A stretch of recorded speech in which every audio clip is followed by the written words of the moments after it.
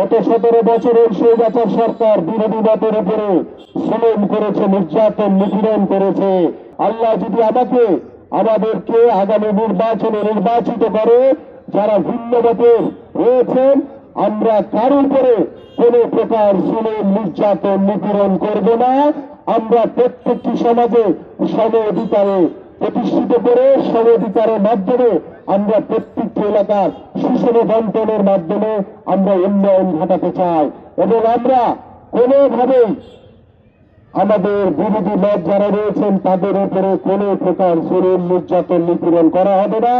আপনারা প্রত্যেকটি সমাজে সম অধিকার নিয়ে আপনারা বসবাস করবেন, কারণ বাংলাদেশ জাতীয়তাবাদী দল বিএনপি গণতন্ত্রে বিশ্বাস করে।